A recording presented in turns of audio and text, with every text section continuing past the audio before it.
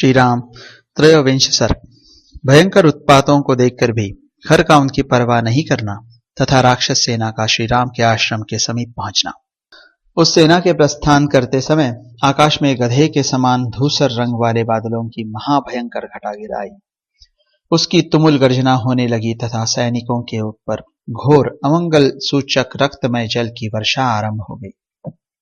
खर के रथ में जुते हुए महान वेगशाली घोड़े फूल बिछे हुए समतल स्थानों में सड़क पर चलते चलते अकस्मित गिर पड़े।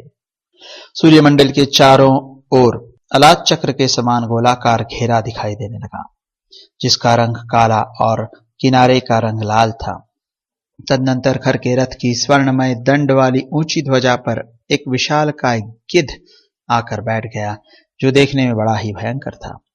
कठोर स्वर वाले मांसभक्षी पशु और पक्षी जनस्थान के पास आकर विकृत स्वर में अनेक प्रकार के विकट शब्द बोलने लगे तथा सूर्य की प्रभा से प्रकाशित हुई दिशाओं में जोर जोर से चित्कार करने वाले और मुंह से आग उगलने वाले भयंकर गीधड़ राक्षसों के लिए अमंगलजनक भैरवनाद करने लगे। भयंकर मेघ जो मद की धारा बहाने वाले गजराज के समान दिखाई देते थे और जल की जगह रक्त धारण किए हुए थे, तत्काल घिर आए। उन्होंने समूचे अवकाश को ढक दिया, थोड़ा सा भी अवकाश नहीं रहने दिया। सब ओर अत्यंत भयंकर तथा रोमांचकारी घना अंधकार छा गया। दिशाओं अथवा कोणों का स्पष्ट रूप से भान नहीं हो पाता था। बिना समय के ही खून से भीगे हुए वस्त्र के समान रंग वाली संध्या प्रकट हो गई। उस समय भयंकर पशु पक्षी खर के सामने आकर गर्जना करने लगे। भय की सूचना देने वाले कंक मतलब सफेद चील, गीदड़ और गीध खर के सामने चित्कार करने लगे। युद्ध में सदा अमंगल सूचित करने वाली और भय दिखाने वाली गिदड़ियां खर की सेना के सामने आकर आग उगलने वाले मुखों से घोर शब्द करने लगी। सूर्य के निकट परिघ के समान कबंध मतलब सिर कटा हुआ धड़ दिखाई देने लगा। महान ग्रह राहु अमावस्या के बिना ही सूर्य को ग्रासने लगा। हवा तीव्र गति से चलने लगी एवं सूर्यदेव की प्रभा फीकी फीकी पड़ गई। बिना रात के ही जुगनू के समान चमकने वाले तारे आकाश में उदित हो गए। सरोवरों में मछली और जल पक्षी विलीन हो गए, उनके कमल सूख गए। उस क्षण में वृक्षों के फूल और फल झड़ गए। बिना हवा के ही बादलों के समान धूसर रंग की धूल ऊपर उठकर आकाश में छा गई। वहां वन की सारिकाएं चें चें करने लगी। भारी आवाज के साथ भयानक उल्काएं आकाश से पृथ्वी पर गिरने लगी। पर्वत, वन और काननों सहित धरती डोलने लगी। बुद्धिमान खर रथ पर बैठकर गर्जना कर रहा था। उस समय उसकी बाई भुजा सहसा कांप उठी। स्वर अवरुद्ध हो गया और सब ओर देखते समय उसकी आंख में आंसू आने लगे। उसके सिर में दर्द होने लगा, फिर भी मोहवश वह युद्ध से निवृत्त नहीं हुआ। उस समय प्रकट हुए उन बड़े बड़े रोमांचकारी उत्पातों को देखकर खर जोर जोर से हंसने लगा और समस्त राक्षसों से बोला, ये जो भयानक दिखाई देने वाले बड़े बड़े उत्पात प्रकट हो रहे हैं, इन सब की मैं अपने बल के भरोसे कोई परवाह नहीं करता। ठीक उसी तरह जैसे बलवान वीर दुर्बल शत्रुओं को कुछ नहीं समझता है। मैं अपने तीखे बाणों द्वारा आकाश से तारों को भी गिरा सकता हूं। यदि कुपित हो जाऊं तो मृत्यु को भी मौत के मुख में डाल सकता हूं। आज बल का घमंड रखने वाले राम और उनके भाई लक्ष्मण को तीखे बाणों से मारे बिना मैं पीछे नहीं लौट सकता।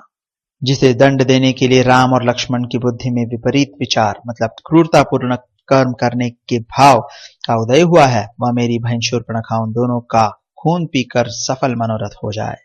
आज तक जितने युद्ध हुए हैं उनमें से किसी में भी पहले मेरी कभी पराजय नहीं हुई है। यह तुम लोगों ने प्रत्यक्ष देखा है, मैं झूठ नहीं कहता हूं। मैं मतवाले ऐरावत पर चलने वाले व्रजधारी देवराज इंद्र को भी रणभूमि में कुपित होकर काल के काल में डाल सकता हूं। फिर उन दो मनुष्यों की तो बात ही क्या है। खर की यह गर्जना सुनकर राक्षसों की वह विशाल सेना जो मौत के पास से बंधी हुई थी, अनुपम हर्ष से भर गई। उस समय युद्ध देखने की इच्छा वाले बहुत से पुण्यकर्मा महात्मा, ऋषि, देवता, गंधर्व, सिद्ध और चारण वहां एकत्र हो गए। एकत्र हो वे सभी मिलकर एक दूसरे से कहने लगे, गौ और ब्राह्मणों का कल्याण हो तथा जो अन्य लोकप्रिय महात्मा हैं वे भी कल्याण के भागी हो।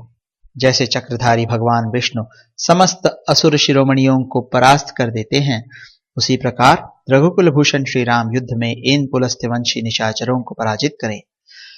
ये तथा और भी बहुत से मंगल कामना सूचक बातें कहते हुए वे महर्षि और देवता कौतूहलवश विमान पर बैठकर जिनकी आयु समाप्त हो चली थी, उन राक्षसों की उस विशाल वाहिनी को देखने लगे। खर रथ के द्वारा बड़े वेग से चलकर सारी सेना से आगे निकल आया और शेनगामी, पृथुग्रीव, यज्ञ शत्रु, विहंगम, दुर्जय, करवीराक्ष, पुरुष, कालकारमुख, हेममाली, महामाली, सर्पास्य तथा रुधिराशन, ये 12 महापराक्रमी राक्षस खर को दोनों ओर से घेर कर उसके साथ साथ चलने लगे।